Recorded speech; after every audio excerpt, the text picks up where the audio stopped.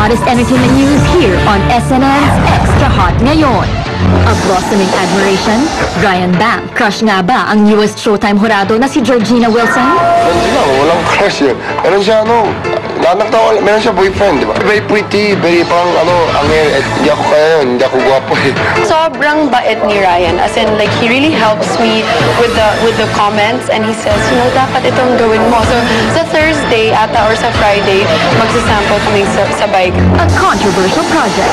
Indie film na pinagbibidahan ni Jody Santa Maria, binigyan ng X-rating ng Movie and Television Review and Classification Board.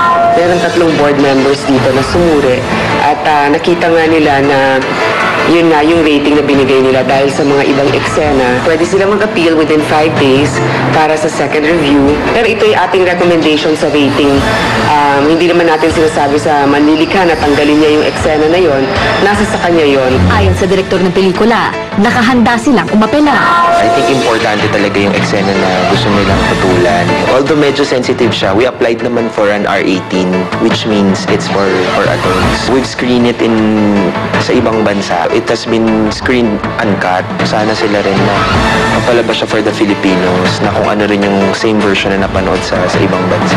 An unexpected revelation. Enchong D may bagong inspirasyon. Ito ang ibinuking ng kalab team niyang si Erich Gonzalez during her press con for her newest cosmetic endorsement. Meron siyang ina-eye daw sa showbiz, diba? But, siya na lang tanong niya. A rivalry brewing up? Bianca Manalo, threatened nga ba sa pagpasok sa showbiz ng kapwa niya beauty queen na si Venus Ra? Uy! Bakit may ganon? Wag! Ako naniniwala ako na iba kami. May kanya-kanya kaming galing, kanya-kanyang ganda, kanya-kanyang talino, di ba?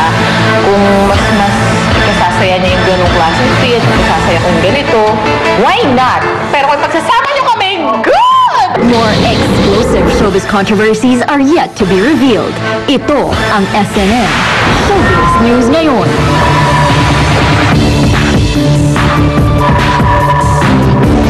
Bayan, nandito na ang Todo Bigay. Nandito na ang Todo Balita. This is SNN Showbiz News ngayon.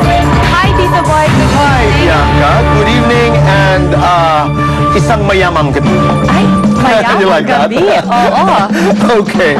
At nais lamang natin ipaalala sa ating mga kababayan that today is the birthday of the late President Corazon Aquino. Yes. Di ba? One of the most important leaders we have in our country.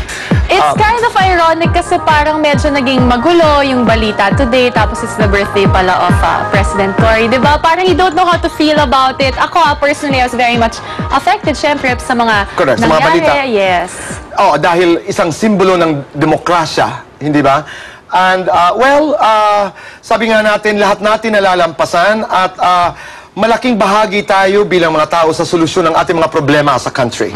Alright? And we continue to pray. Yes. Ngayong gabi mga kaibigan, marami po kami mga balita para sa inyo. Yes. At sisimulan na natin, Bianca. Ngayon, nakatakdang sumailalim si Baron Geisler sa isang rehabilitation program bilang pagtugon sa desisyong inilabas ng Professional Artist Management Incorporated last Wednesday. Subalit, kani-kanina lang napag-alaman ng SNN na hindi raw natuloy ngayong araw ang pagpasok ni Baron sa rehab. Ang dahilan, now na. Si Baron Geisler sa rehab ngayong araw, hindi natuloy.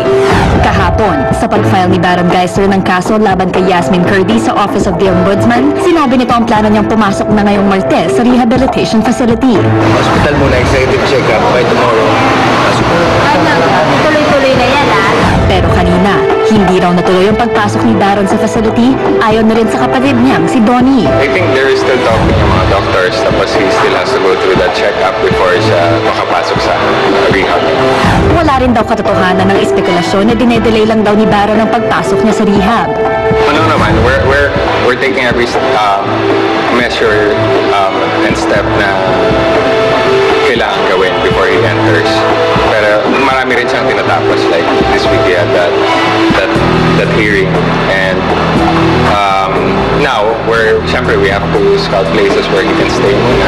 Tapos, and then, pag naayos na lahat, saka siya papasok. Isa pa raw sa mga dapat na ma-accomplish ni Baron bago siya pumasok ng rehab, ang pagpapacheck up para malaman kung may mga sakit siya lalo na sa kanyang liver dahil sa kanyang pag-inom ng alak. Actually, he's gonna go through the, the checkup. So, there's no results pa na lumalabas tungkol sa liver. Papasok siya sa ospital for a check.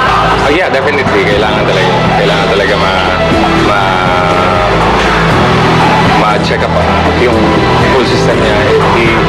If he'll also be able to, ma-clear siya of anything before siya makapasok sa rehab. It's a requirement. And kailan na siya nakaschedule pumasok? Hindi na tuloy ngayon. Definitely, tomorrow is scheduled for his checkup. Then, dun malalaman. Yeah, so dun malalaman na kung what day is he entering the rehab.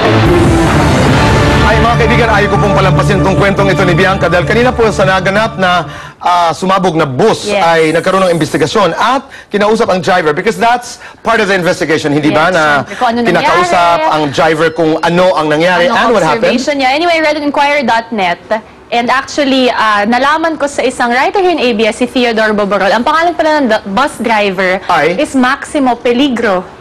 Which I read it in Inquirer. I thought it was a joke, pero maximum danger. nakakatakot. Extreme, no? Extreme danger.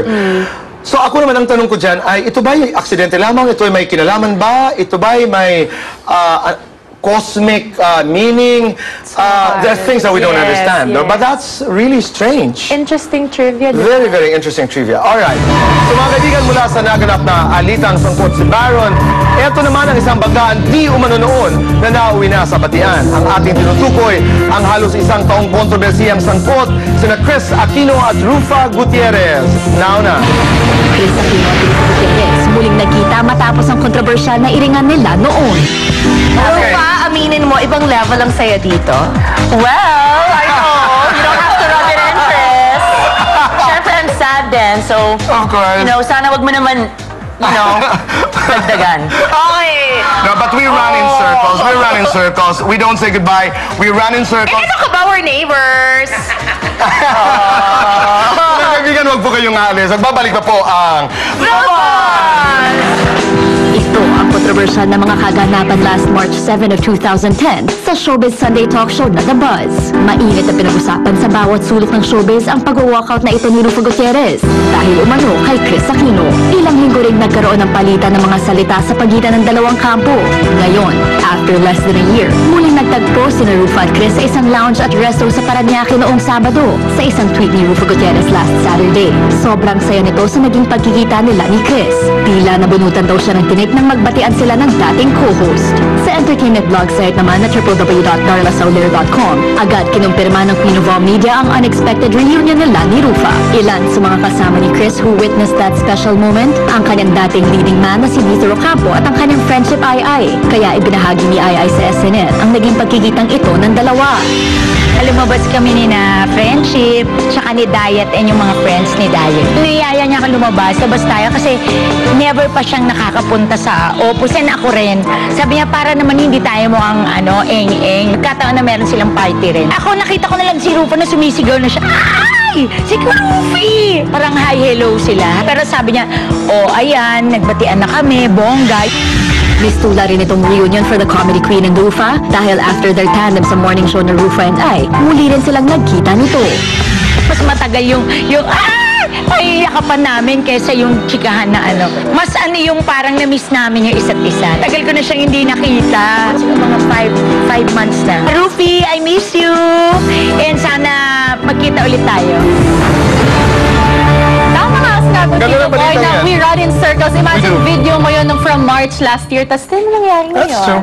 At saka, mahirap talaga ang nagsasalita ng patapos. We run in circles, sabi ko anon. We don't say goodbye, we just say see you again. And Rufi, if you're watching, we also miss you. Yeah. I miss a girl. I really miss her. Nakakamiss talaga siya makita. Let us now have our SNN Instant Tanong, Instant Sagot. Ang question na ipinadala sa atin ni CyberFox88.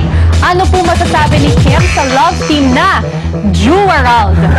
Na siyang papalit daw sa Kimerald.